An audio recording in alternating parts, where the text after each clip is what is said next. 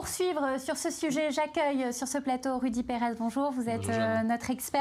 Et vous, Yohann Zibi, vous avez créé EveryCheck, qui est une start-up spécialisée dans la vérification des références. Yohann Zibi, alors comme je le disais, vous êtes à la tête de EveryCheck, qui est une entreprise française. Vous travaillez également dans le domaine du renseignement. Alors on ne parle pas là de terrorisme, mais vous avez une équipe d'experts qui est dédiée à la vérification des candidatures au moment de l'embauche. Alors pourquoi les entreprises font-elles appel à vous? Les entreprises font appel à nous pour s'assurer de la véracité des informations d'un CV. Vous embauchez quelqu'un, en France, c'est un contrat de mariage, c'est quelque chose de très très imposant. Vous voulez être sûr de la personne de qui vous embauchez.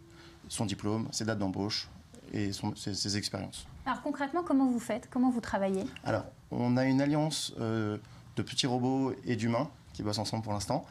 On a un système de vérification automatique des passeports et des cartes d'identité pour être sûr que la personne que vous embauchez a le droit de travailler sur le territoire. Ça, c'est une première étape. Une première étape. On vérifie ensuite les diplômes par des bases de données ouvertes ou par notre équipe d'experts qui va appeler chaque établissement pour vérifier. Parce qu'aujourd'hui, il est très simple d'acheter un faux diplôme en ligne. Ça coûte moins de 100 €, c'est très simple à faire. Et enfin, on va, pour chaque expérience pertinente, vérifier les dates d'embauche, les raisons de fin d'emploi et le poste occupé. Il est important de savoir que ce qui est écrit dans le CV est réel avant de vous engager. Oui, mais c'est compliqué pour une personne qui a envie d'avoir une seconde chance. Est-ce que vous allez appeler l'ancien employeur, lui demander quelle était la qualité de son travail? C'est quoi la limite? Alors la limite, justement, elle est très importante, elle est factuelle. On fait un travail factuel, un travail de conformité. Justement, la CNIL veille à ce qu'on ne dérape pas là-dessus. Il est important de s'arrêter au factuel.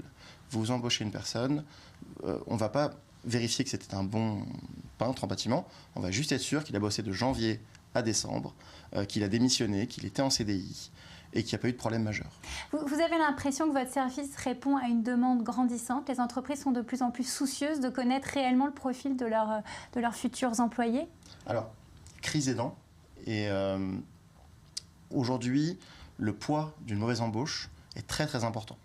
Vous embauchez quelqu'un au SMIC que vous sortez à la fin de la période d'essai, ça coûte près de 6 500 €. Ça coûte très cher d'embaucher, c'est très compliqué de trouver la bonne personne, vous ne voulez pas perdre de temps.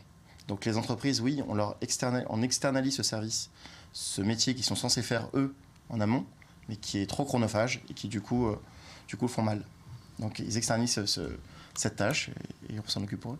Merci beaucoup à tous les deux d'avoir accepté notre invitation. On a pu avoir un aperçu du renseignement et militaire et civil. Quant à nous, on poursuit notre émission et c'est maintenant le Focus.